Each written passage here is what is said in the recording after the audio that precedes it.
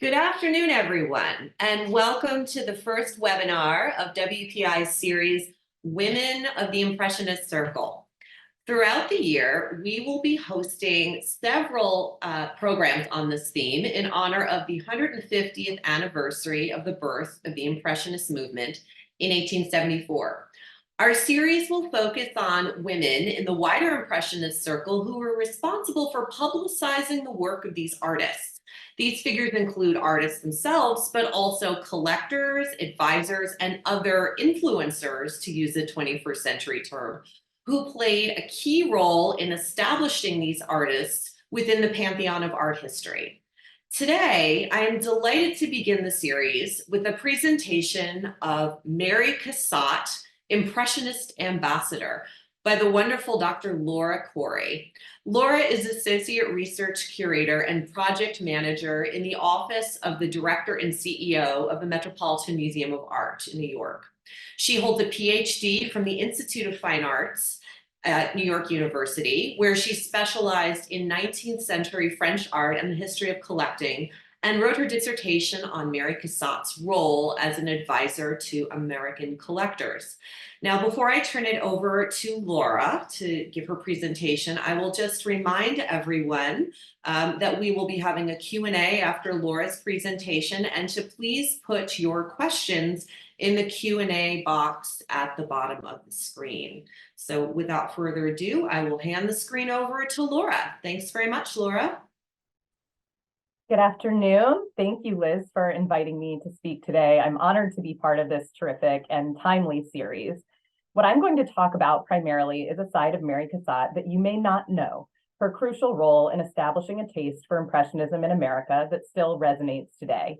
And it is with this origin date of 1874 in mind that I will begin. For at first glance, the 150th anniversary of the first Impressionist exhibition would not seem to be directly relevant to Mary Cassatt. Cassatt was not one of the participants in the landmark exhibition on view from April 15th to May 15th at the gallery of the photographer Nadar on the Boulevard des Capucines in Paris. In fact, she was not even in town to see it. Cassatt was in Italy, nearing the end of an ambitious multi-year itinerary of travel and training abroad that would prove foundational to her career as an artist and advisor. She passed the months from November 1873 to June 1874 in Rome, which she described in a letter to her friend Emily Sartain, a fellow Philadelphia, Pennsylvania-born artist, writing, quote, "After all, Rome is a beautiful place, stinks, is dirty, melancholy, but still fascinating." We know from Sartain that Cassatt arrived in Paris by mid-June, shortly after her 30th birthday on May 22nd. Much to her friend's surprise, knowing Cassatt to prefer the country to urban living, she decided to settle in the city and would remain rooted in France for the rest of her life.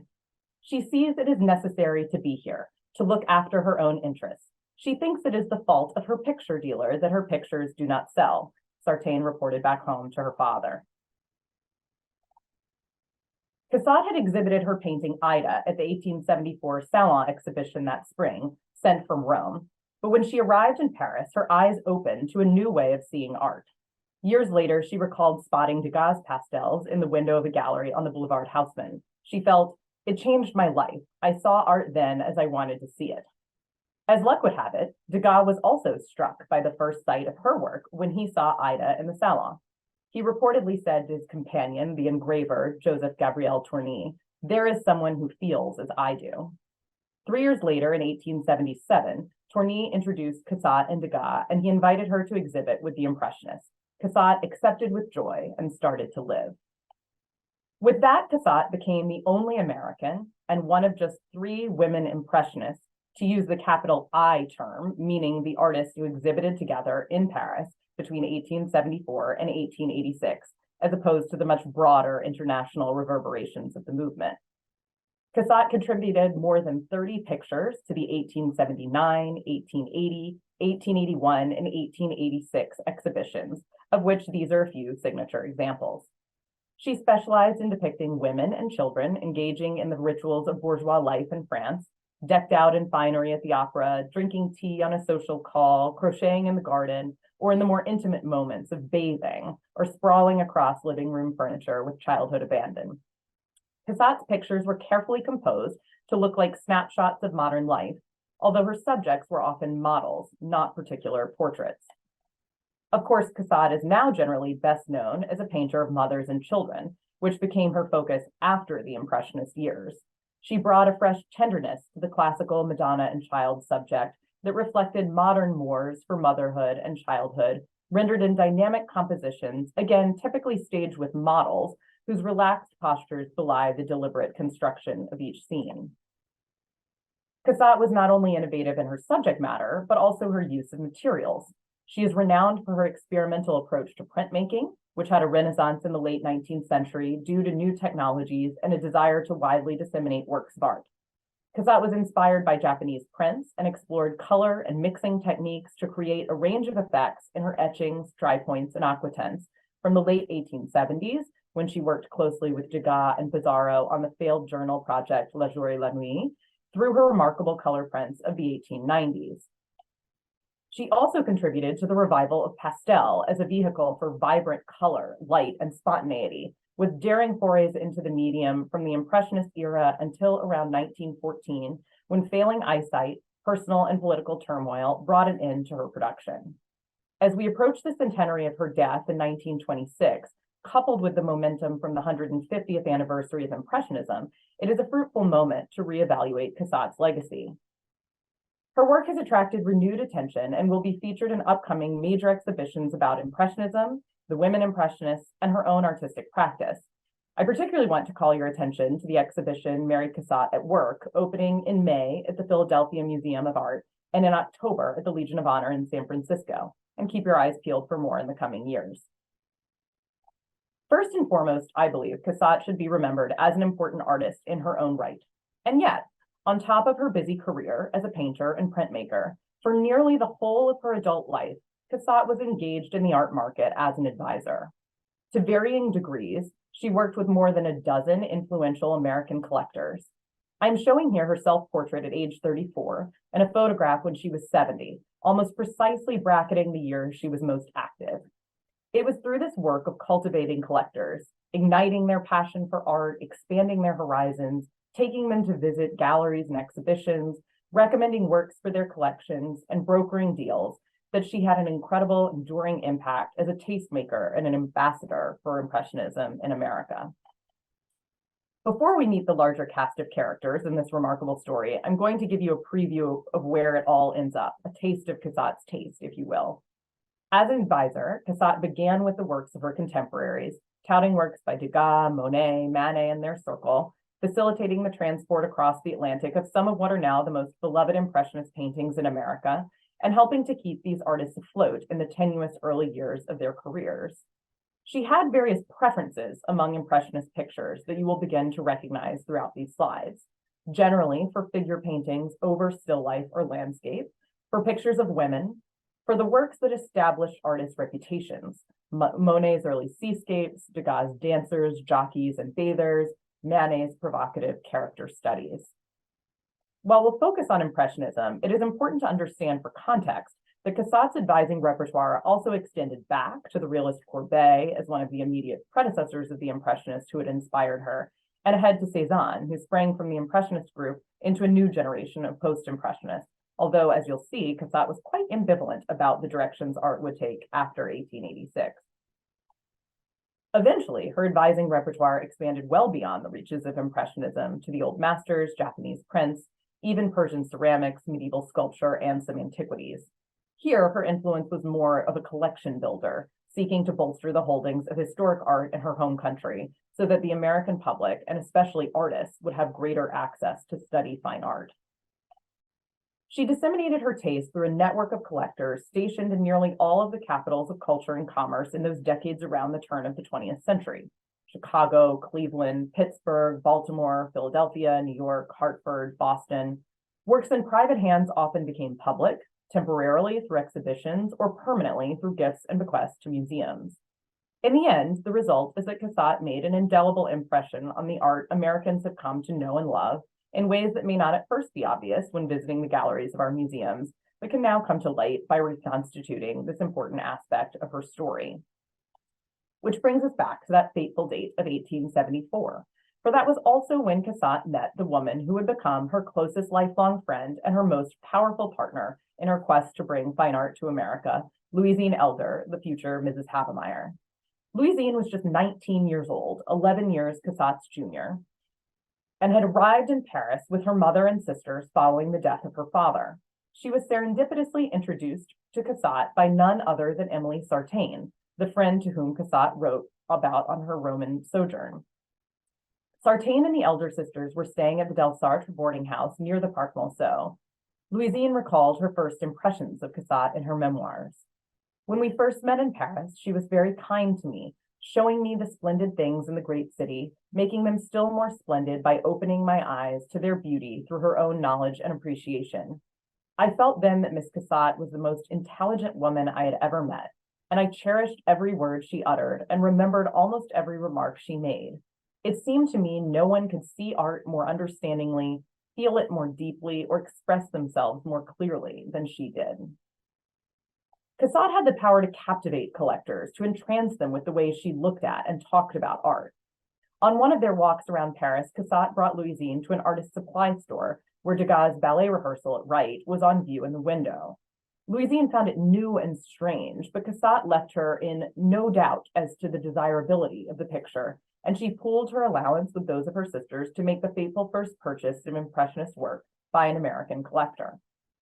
Louisine called Cassatt the fairy godmother of her collection, which would ultimately comprise some 4,000 objects, half of which she bequeathed to the Metropolitan Museum of Art upon her death in 1929, including 112 works by Degas across media, making the Metropolitan the premier museum for 19th century French art in America and one of the 2 or 3 most distinguished in the world in the assessment of contemporary critic Frank Jewett Mather.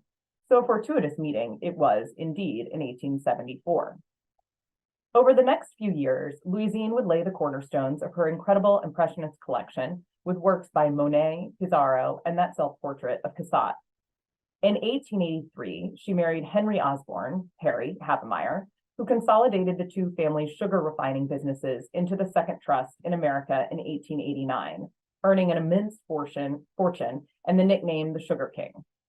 While Cassatt had made her first forays into advising with Louisine in the late 1870s, for most of the 1880s, the Havemeyers were focused on building their business and their family, and not on collecting Impressionist art.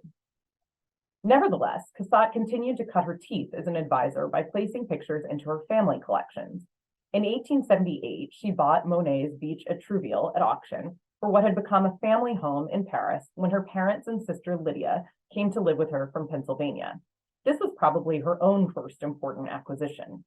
In these early days, Impressionist pictures were not highly sought after or expensive, and the Cassatts had substantial wealth that was both inherited and earned through her father's financial businesses. Cassatt's upbringing had planted seeds for her to flourish as an advisor and ambassador for Impressionism. With roots in the Pennsylvania gentry, Cassatt had social standing, a powerful network, and financial means. Her parents supported her artistic training at the Pennsylvania School of Fine Arts and extensive travel through Europe, yet they stoked her entrepreneurial spirit by insisting that if she became a professional artist, she would need to finance her career through the sale of her work. Spending formative years from 1851 to 55 in Europe introduced Cassatt to museums and galleries of a caliber not yet available in America, and fostered the development of language skills that allowed her to translate between the European art world and the American upper class. She identified the advantages of living around art and felt deeply the disadvantages of living without, and she became committed to exceeding the expectations of her background to become a serious artist. A few years later, the Cassatts traded Monet's Beach at Trouville for the Green Wave. According to Mrs. Cassatt, her husband, quote, allowed Mary to change our Trouville for a sea piece. It is certainly one of those which it would take an artist to appreciate, or maybe a sailor. It is a boat tossing on a great wave tipped with foam. The contrast of the white foam and the very dark blue of the water is tremendous. Much like Louisine, they did not yet know how to see what was then referred to as the new painting, but they trusted their daughter and her artist's eye. Over the course of the 1880s, Cassatt's most important advisee would be her own brother, Alexander Cassatt, an often underappreciated railroad tycoon. Alec, as he was known, was a rising star at the Pennsylvania Railroad and went on to become the company's 7th president, responsible for bringing the tracks into Manhattan and developing the original Pennsylvania station designed by McCann White. With his sister's guidance, he acquired more than 30 Impressionist pictures, most of which are now in the Philadelphia Museum of Art, making him another of the earliest Impressionist collectors in America. Alec was the subject and owner of some of Cassatt's most recognizable accomplished portraits. These paintings played important roles in her development as an advisor because her brother was a captive audience during his portrait sittings on visits to Paris, when she could fill his ears about the latest developments in Impressionism, and for more prosaic purposes, such as realizing that the logistics of shipping art to America were best left in the hands of market professionals. Alec had a passion for horse racing, and it was perhaps this interesting intersecting interest with Degas that Cassatt first saw an opportunity to entice him to buy important works of Impressionist art. She tried and failed to sell him Degas' Great Fallen Jockey in the fall of 1880, but family correspondence gives insight into her budding skills as an advisor. Mary wrote, "Did you get the photographs I sent you? I only sent them to give you an idea of Degas' style. I don't like to buy anything for you without your having some idea of what it would be like. The pictures from which the photographs were taken have all been sold, and Degas has but one racing picture finished, and that is the large one. I feel it almost too much of a responsibility. I'm afraid you won't like my selection, and Mother does not give me much encouragement, as au fond, I think she believes picture buying to be a great extravagance." Her mother added, "I didn't encourage her much as to buying the large one, being afraid that it would be too big for anything but a gallery or a room with a great many pictures in it. But as it is unfinished, or rather as part of it has been washed out, and Degas imagines he cannot retouch it without painting the whole over again, and he can't make his mind up to do that, I doubt if he ever sells it. Mary is keeping a lookout, and whenever she sees anything of his or anyone else's which she thinks you would like, at what she thinks reasonable prices, she will buy them. She says she is afraid to order anything from Degas, as he might make something so eccentric you may not like it." The irascible Degas blamed Cassatt for ruining the picture in her attempts to close the deal that never came to fruition. But not long after, she secured for Alec one of Degas' most important ballet scenes, reminiscent of Louisine's first purchase and subject, though larger and more refined in oil paint than the pastel. Negotiating with Degas remained a frustration, testing Cassatt's patience and her relationship with her artist colleague. It was around this time in the spring of 1881 when Cassatt formed another of her most important alliances with the dealer Paul Durand-Ruel, who represented her as an artist and came to be an essential partner in the trade. Durand-Ruel could take on the logistical complications of shipping and help preserve her relationships with fellow artists by representing the financial side of transactions. His role in marketing the Impressionists and establishing their reputation through exhibitions, publications, and of course sales can hardly be understated, but Cassatt was important for him too. The French financial markets faced a great deal of upheaval, and her connections to wealthy American buyers helped him keep his footing. In the coming years, by sourcing pictures from Durand-Ruel and other local Parisian dealers, Cassatt helped her brother accumulate an important and distinctive collection catered not only to his taste in subject matter, but also to his financial acumen. She pitched him Monet's strong early seascapes on the promise of investment potential, writing in 1883 that Monet is coming up. Georges Petit, the man you brought your Raffaelli from, has gone to Monet's pictures with a will, bought 40 of them from Durand, and it seems refused 10,000 francs for one. So hold on to your Monets. I'm only sorry I did not encourage you to buy more. Alec never appears to have taken her up on cashing in, but as a businessman, he may have appreciated her savvy. Cassatt also placed pictures with Alec that were more aligned with her own preferences, like these manic character studies of women she bought through another dealer partner, Portier, in the artist's estate sale in 1883. From the same sale, she picked up 3 pictures for another family member, Anna Riddle Scott, a cousin and wife of Alec's mentor at the Pennsylvania Railroad. Cassatt was beginning to expand her network of buyers by making inroads through the powerful railroad circles in her home state, and in turn, Impressionism was making an appearance in more prominent American households. As I mentioned earlier, some patterns emerge readily in comparing the work she proposed across collections, showing here 2 of the Manets she acquired for her brother at the estate sale, with one she later placed with the Havemeyers, the same subject as the central picture she called a chef-d'oeuvre or masterpiece. Monet's early reflections on water from the 1860s and early 1870s carry through several of Cassatt's collections as well. Here we see the Green Wave, Beach at Trouville on top from her family holdings, with Louisine's first Monet, the drawbridge at Amsterdam, and I'll call your attention to the painting at the lower right. Argenteuil, the bridge under repair, with its heavily scaffolded bridge cutting across the body of glassy water, is in fact an early railroad scene with that puff of industrial smoke punctuating the horizon line. It seems the perfect picture for her to place in the hands of another of Alec's colleagues, Frank Thompson, his immediate predecessor as president of the railroad. Alec seems to have steered Thompson toward his sister for help scouting Monets, though Mary quickly became exasperated when he snubbed her advice on where to find the best deals and apparently ignored her recommendation for Degas. By the mid-1880s, Impressionism was gaining ground in America by appearing in several early collections and making occasional cameos in larger exhibitions. In 1886, the year of the last official Impressionist exhibition in Paris, Drouin-Rouelle ventured to New York to stage the first Impressionist exhibition in America, debuting at the American Art Gallery, then continuing down the block at the National Academy of Design. This would be the first opportunity the American public would have to study the new painting in any significant concentration, and began to establish Drouin-Rouelle's American business, both milestone moments in establishing the taste for Impressionism in the States. Again, Cassatt was a key ally. Drouin-Rouelle appealed to his artists about the opportunities in the American market. Writing, for instance, to Monet, "Miss Cassatt always told me that you would like America very much and that you would have great success." Monet retorted, "I confess that certain of these pictures I would regret to see sent to the land of the Yankees," although clearly history would prove to be on Cassatt's side. In addition, she provided some of the financial backing and offered Drouin-Rouelle introductions to her contacts. She secured key loans for the exhibition, including 2 from the Havemeyers, drawing their attention back to the appeal of Impressionism, and her brother contributed 7 works from his collection, including 2 of Cassatt's own pictures. The only other lender was Irwin Davis, who soon divested most of his Impressionist portfolio. The 1880s proved to be an important decade not only for the development of Impressionism as an artistic movement, but for Cassatt to develop the tools of the advising trade that she would soon begin to apply beyond her family and close friends.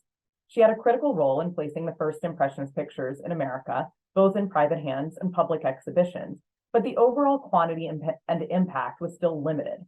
Then, in 1889, the world descended on Paris for the Universal Exposition that unveiled the Eiffel Tower.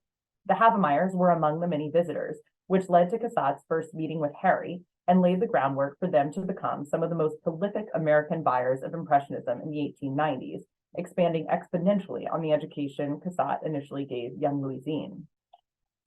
The Universal Exposition also drew the attention of Bertha and Potter Palmer, real estate magnate from Chicago, who were taking notes as they prepared to host the 1893 World's Columbian Exposition in their home city. They may have been connected to Cassatt through their Philadelphian advisor, Sarah Tyson Hallowell, who to date had largely dealt in more traditional art. The Palmers quickly amassed another of the most prominent American collections of Impressionism, and while we may never fully know Cassatt's role, because their interaction would have been carried out primarily in person without the historical benefit of letters, it seems likely she turned them on to Impressionism. In addition to some circumstantial evidence that suggests a fateful meeting with Cassatt, the Palmers' inaugural Impressionist acquisition was a Degas performance scene in pastel over monotite, strikingly reminiscent of the work Cassatt first sold to Louisine, both modest in scale and price, but bearing the hallmarks of Degas' signature style. Several of the Palmer pictures bear a strong resemblance to Cassatt's preferences, and I'll pause for a moment on what I find to be one of the most intriguing patterns. You see here 3 of Degas' pastel bathers, some of the most challenging works of Impressionist art. It may be difficult to see through our eyes what made these pictures so provocative in their day, but to contemporaries, they were daring displays of the intimate, inelegant, unrefined act of bathing. These images are far cries from the polite toilette scenes that had long populated the history of art. They've been seen as voyeuristic or even animalistic, and the garish palette and rough handling of pastel only added to their shock value. Yet for Cassatt, these pastels may have appealed as unvarnished, realist depictions of women in settings that are close to her repertoire, yet went too far for her to be able to paint them as a respectable woman. Not only did she own one left, but she helped Louisine acquire 6, and they appear in several other collections she advised, including Bertha Palmer's in the center, and another of her female clients, Sarah Sears, at Wright. I believe that for Cassatt, advising was an extension of her creative practice and one that allowed her to venture into territory she could not always explore on her own by virtue of her gender and social position. There are other points of overlap that suggest Cassatt's influence on the Palmers, like this early Monet scene of a woman on the bank of the Seine that recalls Cassatt's own elegant Monet, Springtime, and themes in her own painting. The Palmers became known as some of the first and most prolific collectors of Monet's later series paintings, like the Green Stacks and Cathedrals, but there are hallmarks of Cassatt's taste, particularly in some of their earlier purchases, suggesting she may have been a source of inspiration. They, like most of Cassatt's collectors, also acquired her own pictures, pointing to another underlayer of Cassatt's motivation for advising, attracting the interest of buyers for her own work to finance her career and cement her place of recognition among the Impressionist group. Palmer and her advisor Hallowell commissioned Cassatt to create one of her most important works, unfortunately now lost, a mural of modern woman for the women's building of the World's Columbian Exposition in 1893. The fair was visited by some 27 million tourists over the course of its run and featured a display of Impressionist art in which Cassatt reprised a similar role as for the 1886 New York exhibition. Among the lenders were the Palmers, Havemeyers, her brother, and Frank Thompson, accounting for nearly all of the Impressionist loans. The exhibition proved to be another important milestone in the burgeoning taste for Impressionism in America. Around the same time, Cassatt's network was growing well beyond her family circle. She met Harris Whittemore and Alfred Atmore Pope, iron magnates in Naugatuck, Connecticut, for Pope by way of Cleveland. Both had already begun to collect Impressionist art by visiting galleries on their travels to Europe, but Cassatt seems to have broadened the horizons of their taste to include some more of her signature subjects. Pope is an interesting case because he seems to have largely rebuffed Cassatt's offers of assistance over the years. He once wrote to Whittemore, "I've been wavering about ordering the pastel. I hardly think I will do so. It is such a game of chance. Although I know this picture has the endorsement of Miss Cassatt, and I am so much impressed by its simplicity. Of course, if it were an oil at the price, I should not hesitate." But in a demonstration of Cassatt's persistence, with his final purchase of a Degas bather in 1907, Pope perhaps seems to have finally bent to her will. His Impressionist collection remains on view in his family home, Hillstead Museum in Farmington, Connecticut, both designed and stewarded by his fascinating daughter, architect Theodate Pope Riddle. Riddle, who became close with Cassatt, defended the independence of her father's taste. He needed no advice from anyone. He appreciated beauty in any form, from any country, of any period. While Pope should not be considered a full advisee of Cassatt's, their interactions were neither irrelevant to his development as a collector nor to hers as an advisor. Whittemore first met Cassatt as an artist when he purchased one of her pictures at Left from Durand Ruel. He wrote home, "I purchased a picture today by a Miss Cassatt, an American girl, quite clever, I think. Perhaps you've heard me speak of her. I consider her the cleverest American." Taken with her work, he soon seems happy to have been on the receiving end of her advice. She followed up with ideas about works by Degas, Manet, and Renoir, and said to please let me know if I can be of use in your picture hunts. She even boasted of her own prescient recognition of Degas' talent, referencing Louisine's first acquisition. "I always knew Degas was one of the great artists of the century, although I was laughed at for saying so." Clearly, by the 1890s, her confidence had blossomed. The Whittemores went on to build a collection of more than 1,000 works of art, now dispersed. In 1898, on one of only 3 trips she made back to the United States in her adult life, she visited the Whittemores along with the Popes in Naugatuck and made an important series of pastel portraits of the Whittemore family, making them not only collectors and advisees, but patrons of her work as well. She also spent time with the Havemeyers in New York on her 1898 trip. In another notable moment of crossover between her collectors, Louisine recalled an episode when she and Cassatt visited the Durand Ruel gallery. After greeting us, Mr. Joseph Durand Ruel made a remark to Miss Cassatt, which I did not hear, but I heard her exclaim, "What? He returned the Manet Marine to buy a Whistler? Mercy sakes, what is art coming to?" And turning to me, she added, "Harris W. has returned his Manet Marine. Do let us go see it, for you will surely want it." Harkening back to the Manet Marine she acquired for her brother, it is no surprise that she felt strongly about the port of Calais that Whittemore returned, and Louisine followed her advice to buy it. Cassatt instigated several important Havemeyer acquisitions on the 1898 trip, including of Manet's Matador, one of several signature Spanish subjects that made its way into their collection and foreshadowed their passion for Spanish art. When Louisine raised the concern that her husband would find the picture too large, Cassatt scoffed, "Don't be foolish. It is just the size Manet wanted it, and that ought to suffice for Mr. Havemeyer. Besides, it is a splendid Manet, and I am sure he will like it if you buy it." Louisine recalled her husband's sly smile upon the arrival of the painting. "It is no doubt a very fine picture, but now, my dear, it is up to you to hang it." Memories like these bring to life Cassatt's lively nature, her sense of humor, wit, and ability to play to not only women she related to, like Louisine, but also powerful businessmen like Harry. Gradually, over the course of the 1890s, the Havemeyers had re-entered the market for Impressionism and were steadily building their collection in Cassatt's company. During her visit to New York, on their trips to Paris, and through copious correspondence, she provided entree to the heart of the Impressionist circle, not only to the dealers, but also directly to the artists, especially Degas, to collectors whose works weren't openly on the market, even to the subject of paintings. Much of her allure was about insider knowledge. For example, she accompanied the Havemeyers on a trip to see Manet's portrait of the writer-critic George Moore, along with her agent Portier. She exclaimed, "George Moore, can Manet's George Moore be had? Let us see it by all means." On the ride, she gave them a brief biography of the sitter and explained, while George Moore was studying in Manet's studio, Manet was studying George Moore and painting a portrait of him, and it was one of the finest portraits he ever did. He did George Moore for all time. On the same trip, she took them to meet the French statesman Georges Clemenceau. They would have known him by reputation, but meeting him created an enhanced connection, similar to the one they had with the artist they visited. They bought both portraits on the spot.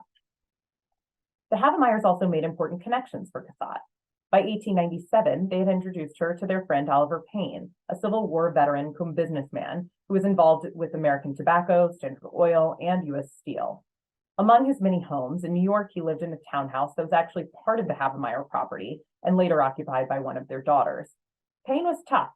He never married and never appeared to take great interest in his art collection, but Cassatt and the Havemeyers were determined to make a collector out of him. They first enticed him with the more conventional works of Corot before introducing Impressionism, and even without a strong passion, he still built a strong collection. Perhaps surprisingly, Payne bought another of Degas' landmark ballet scenes that brings to mind Alexander Cassatt's first Degas purchase. Louisine said she and Harry almost regretted letting him have it rather than keeping it for their own collection, though it ultimately came full circle and now hangs amongst their Degas in the Met's Havemeyer galleries. Cassatt deployed this major acquisition to appeal to Payne, perhaps to encourage him more buying behavior. She once wrote to Louisine, "Colonel Payne's Degas is more beautiful than any Vermeer I ever saw. Tell him that." By the end of the 1890s, Cassatt also seems to have been advising wealthy Bostonian and fellow woman artist Sarah Choate Sears, wife of real estate magnate J. Montgomery Sears. Sears, like many of Cassatt's other collectors, owned her work and in 1899 acquired this major Manet after the Havemeyers passed on the picture. Cassatt and Sears likely spoke the same language as wealthy American women who had become serious artists, and in later years, after Sears' husband died, they would spend much more time together in Paris. Around the turn of the century, Cassatt began to expand her repertoire. She became one of the early adopters of Cézanne's still lifes, buying her first of his paintings in 1896, although notably both date to his Impressionist years. For Cézanne's work, Cassatt's main source was his dealer, Ambroise Bollard, who memorably penned a line of tribute to her contributions as an advisor. It was with a sort of frenzy that generous Mary Cassatt labored for the success of her comrades, Monet, Pissarro, Cézanne, Sisley, and the rest. But what indifference where her own painting was concerned, what an aversion from pushing her work in public. She accompanied her acts of beneficence by a dry, almost distant gesture, as though she felt shy of doing good. He captures so well the spirit of her efforts, avidly promoting the artist she believed in, while seeming to demur from any recognition or appearance that she could be marketing her own pictures. It is for this reason that I believe so little was said about the extent of her work for so long, because she wanted success and respect on the grounds of being a serious artist, and did not want to risk sullying her reputation through affiliation with the market. And yet, as we know, her efforts had major effects. Vollard credited Cassatt and the Havemeyers for saving his business in 1901 with the Havemeyers' quick purchase of 7 Cézannes. Vollard recalled, "At the time of my first attempts, when I used to ask myself anxiously what the morrow would be like, how often did she get me providentially out of a difficulty? Have you any pictures for the Havemeyers?" She also brought Sarah Sears to Vollard's doorstep to buy Cézannes a few years later in 1906.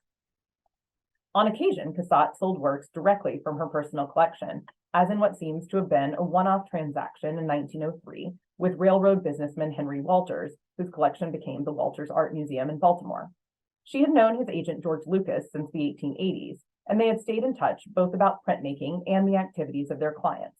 Walters was not initially interested in Impressionism, but he may have been seeking to fill gaps in his holdings with an eye to bequeathing his collection to the public.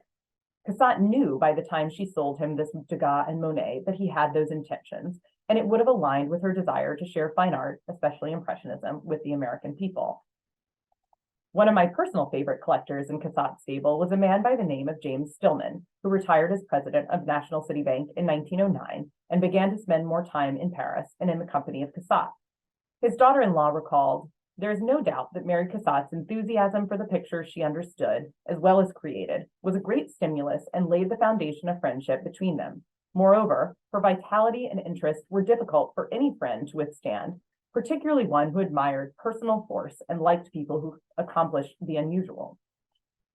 Stillman acquired 26 of her pictures, more than anyone outside her own family, even eclipsing the Havemeyer's 17. And he may have sought more than just her art. There are rumors of a failed marriage proposal, and their banter indicates, at the very least, a convivial chemistry. One dealer recalled, "Mary Cassatt bullies Stillman, and that's how she's made a collector out of him.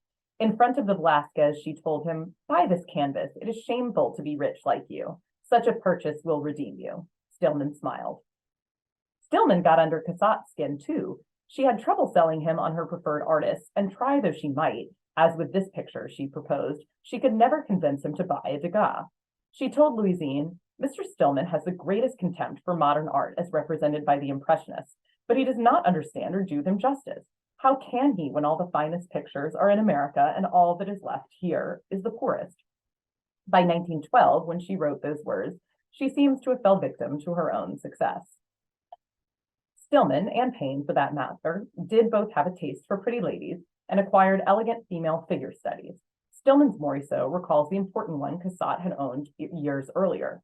"You may notice this is the first time I've showed work by another woman artist, which is because, make of it what you will, Cassatt did not advocate strongly for collectors to buy the works of her female contemporaries. In fact, she is never known to have mentioned Ada Gonzalez or Marie Bracquemond, the other women artists associated with the Impressionists. Still, I believe Cassatt's ability to influence powerful titans of industry is a great testament to her unique blend of charm and conviction, her persistence, and the sophistication with which she adapted her pitch to each of her clients. Stillman's diaries account for much time spent with Cassatt visiting galleries and exhibitions, and while he did not fully adopt her taste, he did make many important acquisitions on her council, including Old Masters and Courbets. Cassatt had the opportunity to weigh in on another major Manet acquisition over the summer of 1909. Boston insurance agent Frank Gare Macomber took her advice to buy Manet's execution of the Emperor Maximilian for display and ultimately gift to the Museum of Fine Arts. They may have met by chance at Bullard's gallery, at the dealer's request, or possibly through Sarah Sears. Macomber wrote directly to the MFA director that his attention was called to the painting by Miss Mary Cassatt, who thought it one of the most romantic pictures she had ever seen, adding that the painting would be too large to hang in his own, and he bought it with the idea of exhibiting it at the museum. Upon learning the transaction went through, Cassatt wrote to Macomber, "I am very much interested to know that you have bought the fine Manet, and delighted that our chance meeting has led to the picture going to America," concluding with the line that has become a de facto motto of her advising practice. "It has been one of the chief interests of my life to help find things across the Atlantic." As admirable as it was, Cassatt's counsel was far from infallible. In that same year of 1909, not long after Louisine Havemeyer became a widow, Cassatt gave her the poor advice to sell off some of her Cézannes. She said, "I was one of his first admirers, but I certainly never put him where they do, and drew the line as to him being a great figure painter. Ah, no, the whole boom is madness and must fall." Cézanne's market had no such plummet, and we may wonder whether Cassatt was motivated more by envy of his meteoric rise than by alleged market savvy about a projected fall. If her taste for Cézanne was fickle, towards the modern painters who came after him, such as Picasso and Matisse, she professed abject horror. Sarah Sears once took her to one of Gertrude Stein's famed salons, where she was introduced to a number of people, looked about her at the dozens of early Picassos and Matisses, and finally went up to Mrs. Sears and said, "I have never in my life seen so many dreadful paintings in one place. I have never seen so many dreadful people gathered together, and I want to be taken home at once. Later adding, no sound artist ever looked except with scorn at these Cubists and Matisse. How wrong she was, but we all reach our limits. Cassatt was more far-sighted looking into the art of the past, and while that is another subject, it is important to acknowledge as a facet of her advising practice. Over the first 2 decades of the 20th century, she established herself as a sought-after advisor for not only Impressionist pictures, but also Old Masters. She was perceived as having her finger on the pulse of the European art market, and both private collectors and public museums reached out to her for advice. By the outbreak of World War I, Cassatt was 70 years old. She retired as an artist due to failing eyesight, and much of her spark had dimmed from weathering a series of family losses. In her final chapter, she used her remaining energy to focus on leaving a legacy. Museums were very important to her, and she consulted with her remaining clients, especially the Havemeyers, about which of their works might best enhance public collections. She also channeled her efforts into causes that mattered to her, including women's suffrage. Louisine, pictured here, was a leader of the movement, and in 1915, with Cassatt's encouragement and support, she hosted an exhibition at the Knoedler Gallery in New York of old and modern masters to raise money for their campaign. One of Cassatt's contributions was to encourage her contacts to lend. She wrote to Colonel Payne, the never-married war veteran, presumably a tough sell, "I come to appeal to you as a patriotic American to lend your Degas to the exhibition Mrs. Havemeyer is arranging. The sight of that picture may be a turning point in the life of some young American painter. The first sight of Degas pictures was the turning point in my artistic life. Never mind the object of the exhibition, think only of the young painters. As to the suffrage for women, it must come as a result of this awful war. With the slaughter of millions of men, women will be forced, are now being forced to do their work, and we have only begun." She thought too of the next generation of collectors. The Philadelphia artist and collector Carol Tyson, 33 years her junior, became acquainted with Cassatt by the spring of 1904. A handful of extant letters she sent him indicate that she was laying groundwork to shape the direction of his collection, formed mostly in the years after World War I, and much of it after her death in 1926. She was less involved in specific acquisitions, but offered him itineraries to see the art she believed in, made introductions to dealers, and encouraged his public spirit. She wrote to him, "Fine pictures are going over to America fast, and soon there will be little left in public collections on this side. I wish more of the pictures were for the public, but that is the people's fault. They ought to insist on galleries buying good things." Tyson's collection is now a cornerstone in the remarkable Impressionist and Post-Impressionist collections at the Philadelphia Museum of Art, shown alongside many of the works once owned by the Cassatt family. The impact of Cassatt's taste on American collectors could also be felt through indirect influence. For example, while she does not seem to have been directly involved in the collecting efforts of Henry Clay Frick, some of his Impressionist and Spanish acquisitions seem to have been inspired by what he saw down the street in the Havemeyer collection. To put Frick's Degas in context, as we come to a close on Cassatt's story, I show it here with works once owned by Harris Whittemore, Anna Riddle Scott, and of course the Havemeyers, the greatest American collectors of Degas' work. For as much as Cassatt's network of collectors grew, no one could compare to the Havemeyers as proponents of the taste she espoused. When Louisine died in 1929, 3 years after Cassatt, her bequest of some 2,000 objects to the Met included 200 works of 19th century French art. As a note of context, prior to the bequest, the Met owned only one Monet, one finished Degas, and just a handful of works by Manet and Cézanne. To say the gift was transformative is an understatement, especially as the galleries of 19th century art remain some of the most popular in the museum nearly 100 years later. Subsequent generations of the family added not only to the Met's collections, but made important gifts to the public outside New York as well, including to the National Gallery of Art in DC and the Shelburne Museum in Vermont, established by Louisine's daughter, Electra. In her memoirs, Louisine gave great credit to Cassatt. She said, "Mary Cassatt and I have been lifelong friends. She has been my inspiration and my guide. I call her the fairy godmother of my collection, for the best things I own have been bought on her judgment and advice." As one final note before I conclude, one of the most popular questions when I speak about Cassatt as an advisor is whether she was compensated for her efforts. Here I offer a picture of Bernard Berenson, perhaps the most famous art advisor of the early 20th century, best known for his partnership with Isabella Stewart Gardner. Cassatt once wrote to Louisine, "Mrs. Jack Gardner has an agent, a Mr. Berenson, who boasts he is incorruptible, and I was told he took no small commission, but occasionally makes a big haul. And Louis, he is either most ignorant or, as that is unlikely, not incorruptible. The simple answer is that while we cannot say with certainty that Cassatt was never paid, she did not receive regular commissions from her dealer partners, nor does the extensive extant correspondence with her collectors suggest the matter of payment. So, what motivated Cassatt to have such sustained involvement in the market over the course of her long career? Above all, Cassatt wanted to be respected in her lifetime and ultimately beyond as a serious artist. She kept her advising in the sphere of her private life, where she was also governed by societal expectations for an upper-class woman of her era. She had financial security from her family, although their wealth is sometimes overstated, and she defended herself against speculation that she lived off her brother's fortunes. Cassatt was not in the market for financial gain, although she indirectly profited by attracting collectors to buy her work, and we know from her early years as a painter that was an expectation implanted by her family. As an advisor, her greatest impact was her role in establishing the taste for Impressionism that not only sustained the artists during their lifetimes, but has contributed to the appeal of their art that continues today, 150 years after their debut. She certainly was not alone in that feat, but her impact is especially remarkable as a woman of her era and in partnership with other important female tastemakers, from Louisine Havemeyer to Bertha Palmer, Sarah Sears, and Theodate Pope-Riddle. On that note, I want to thank you all for tuning in today, and I'd be happy to answer any questions.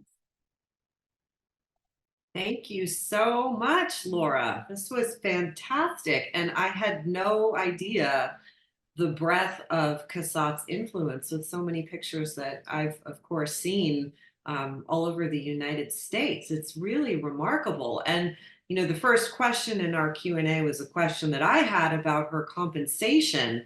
And certainly the dealers who would have been associated with that incredible trove of pictures would have been heavily compensated. And it is really astonishing to me that we don't see evidence of this in the archive. And I'm wondering, what archival repositories did you tap to look into all of these correspondences? Many. It's interesting, Cassatt's papers seem not to have survived. She was very private. I sometimes say I think she would be quite mad at me for bringing some of this to light, since again, she really wanted to be seen as, you know, as an important artist. Although I think that today we can really appreciate her both as an artist and for this, you know, entrepreneurial spirit, her multifaceted contributions. So interestingly, most of what survives are the archives of her collectors. But I also looked into dealer archives, and especially the Jerome archives were incredibly generous and helpful. And other than looking for the absence, you know, seeing whether or not any of these letters survive, an incredible trove of many letters survives from the Havemeyers, the letters that Mary Cassatt wrote to Louisine Havemeyer, and those are here at the Met. But it was particularly in the Jerome archives that had not gotten as much attention, where Flavie Jerome and Paul Louis Jerome very generously helped me look at the record books. And while Jerome did sometimes pay agents and pay intermediaries, there's a column in, you know, in the record books for that. While it is possible that somewhere in the many records there could have been a one-off that we didn't spot, it was not a regular part of her payment. Similarly, there are records from Villard and some of these other dealers. And you would think too that in all of the correspondence somewhere there would have been a mention of compensation. Sometimes, you know, the collectors would send her little gifts, but they didn't seem sizable enough to seem like payment. So Right. It's interesting, but it's really, it does bring out the incredible importance of archives, and also how wonderful it is when they are accessible online, like the Wildenstein-Plattner Institute does. So I'm a big fan of the efforts to digitize those records. It really does help to expand the reach of those incredibly important source materials and help scholars to find new things. Oh yeah, no, absolutely. Thank you for that shout out. Something that I noticed in your reading of her correspondence, she's very self-effacing, and Very. also particularly in those early days with her brother, you can see that she's not necessarily so sure-footed. She's not bombastic saying you need to buy this. She's saying, well, I think this is a she's really banking on these sure bets, like invest in Monet. Monet had a pretty established market at this time. And then you see her saying, sell your Cezanne. And she's worried that people are making bad investments. And I just wonder if that is inherent in her not wanting to promote her own art. Certainly, she didn't want to put herself out there and be thought of being as mercenary. But did you get a sense that she believed in her own work in the ways that she believed in these other artists? It's interesting in a lot of ways. I think you see both sides. Certainly in those early years, she did not yet have the confidence. And I think that's part of why it's such a great thing. Those letters exist in the Philadelphia Museum of Art with the Cassatt family papers, which is a wonderful resource.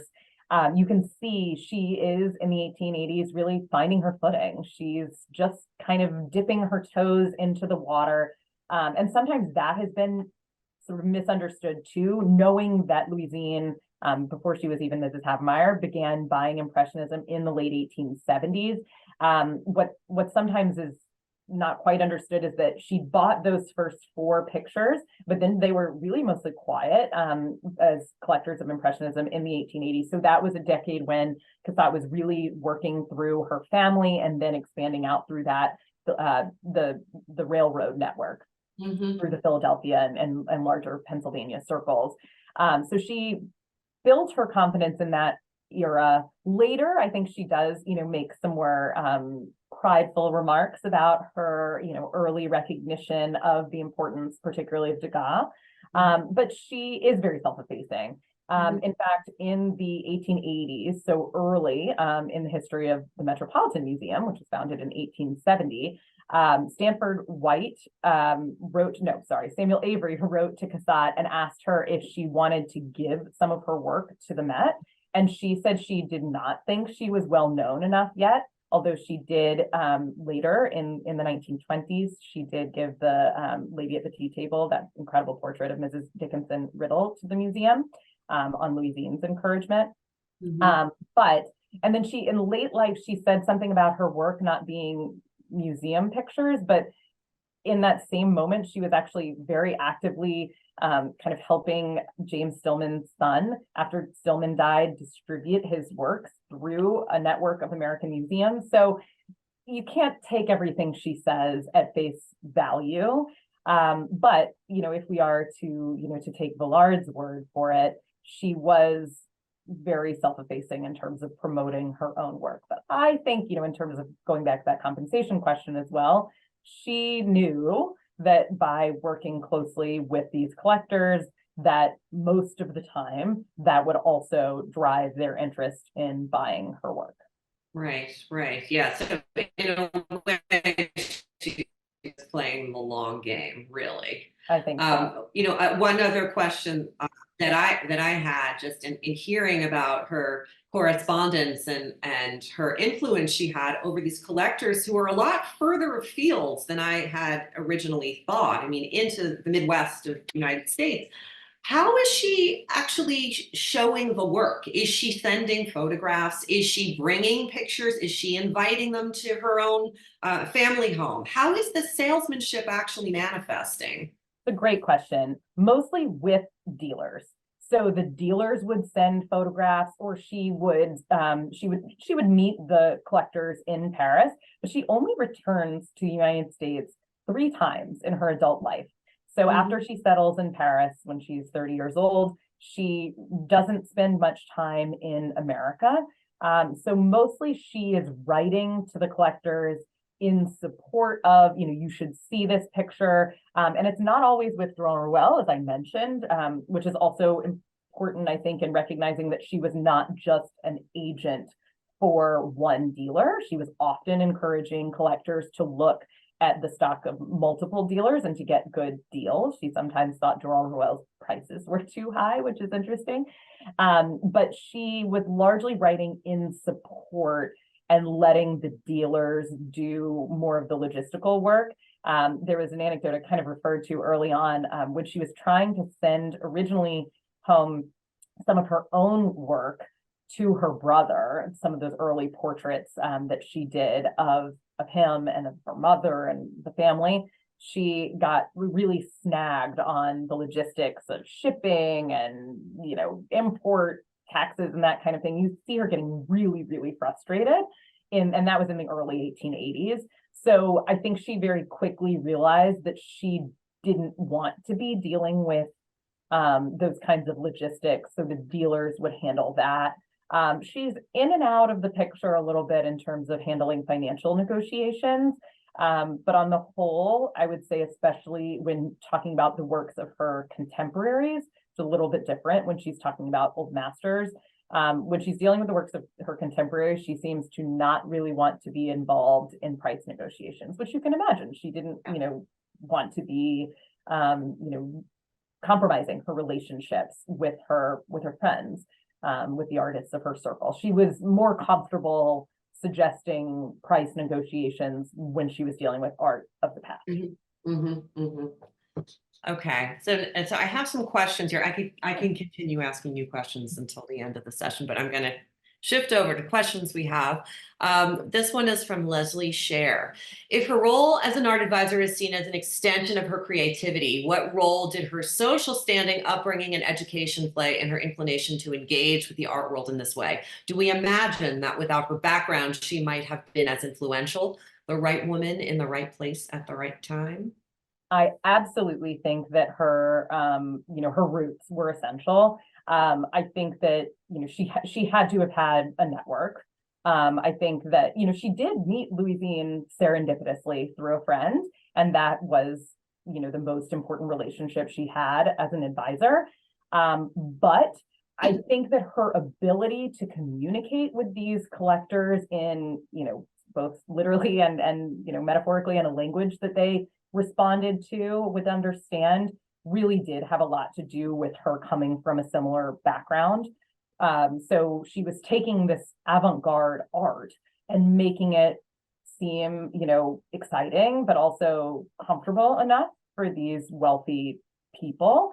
And of course, we see this, she's not the only artist to have done this, although I do think that she was, in the sort of spectrum of professional artist to professional dealer. I think one of the things that's remarkable about Cassatt is that for a professional serious artist, not just a dealer who maybe sometimes was kind of like a Sunday painter, for a professional artist, she was more extensively involved in the market, both for a long time and through a huge number of works that she had some role in, in helping to sell, more than most any other, I would argue, especially before her time.